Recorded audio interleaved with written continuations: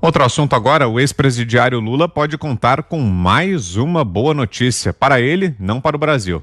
Bom deixar claro, e essa vem do STF.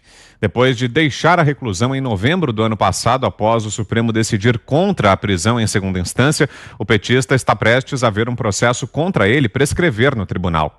Isso porque uma das ações em que ele é réu na Lava Jato está travada em Curitiba por decisão do STF.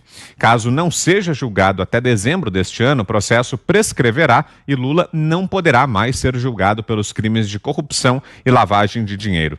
A ação em questão se refere à construção de nova sede do Instituto Lula e do aluguel de um imóvel em São Bernardo do Campo, município do ABC Paulista, onde o ex-presidiário mora.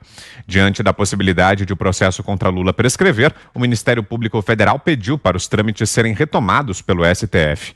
A solicitação foi feita nesta semana, segundo a Gazeta do Povo. O veículo destaca ainda que a ação está parada no Supremo por causa de uma decisão de Ricardo Lewandowski. No mês passado, o ministro ordenou a 13ª Vara Criminal de Curitiba, que encaminha a defesa de Lula ao acesso a acordo de leniência da Odebrecht.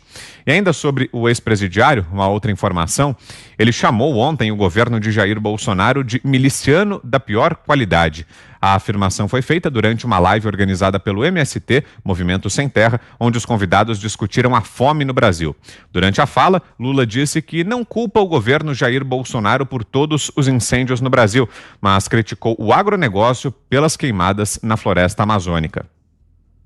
Porque não é um empresário civilizado do agronegócio que sabe que tem que ter responsabilidade. Mas quem chegou ao governo é um bando de miliciano da pior qualidade.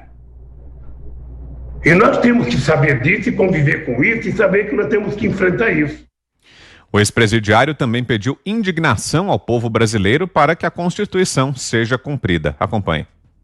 Hoje eu acho que, eu se convencesse a sociedade brasileira a ficar indignada, eu já poderia morrer tranquilo. Porque o que está faltando para nós é indignação. Indignação. Para ver se depois da indignação a gente tem coragem de lutar pelas coisas que já estão na Constituição, como disse o Graziano. Sobre os números que mostram o aumento da fome ocorrido com o isolamento imposto por governadores durante a pandemia, Lula culpou os governos de Michel Temer e Bolsonaro e disse que eles estragaram medidas dos governos petistas anteriores. Augusto. É que sobra a indignação contra ladrões, por exemplo. Como é que pode um chefe de quadrilha fazer um discurso desses e os jornais noticiarem normalmente, como se fosse um chefe político, falando é chefe de quadrilha? O Lula é tão cínico que ele declarou em 2007 que não existia mais a fome no Brasil, está discutindo a fome agora. Ele disse que o Fome Zero, que foi um fiasco, garantiria aos brasileiros todos 3 refeições por dia. Nunca vieram. Em 2013, a Dilma anunciou que a miséria havia acabado e que a espécie do miserável brasileiro só não fora inteiramente extinta porque 500 mil famílias não estavam no cadastro, mas todas seriam localizadas até o ano seguinte para que o Brasil se transformasse no único país do mundo sem miseráveis e sem pobres, evidentemente.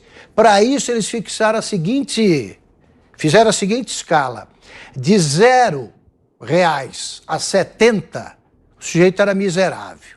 De 70 a 100 e pouco, 200, ele era pobre. Depois, a partir de 230, era classe média, e a partir de 800, rico. Eles fizeram essa tabela e fizeram esse milagre estatístico, malandro, coisa de vigarista, e agora eles acusam o Temer e o Bolsonaro de terem recriado o que nunca desapareceu. Basta olhar para as esquinas de São Paulo para saber que a miséria nunca desapareceu. E o Lula, que ganhava R$500 mil para palestrar sobre o que é que ele fez para acabar com a fome, está aí, confessando que a fome nunca desapareceu e dando conselhos e falando de indignação. Quer dizer, é por isso também que a maioria dos ministros do STF provoca hoje entre o povo brasileiro a sensação de desprezo. Só podia ser essa. Ana Paula.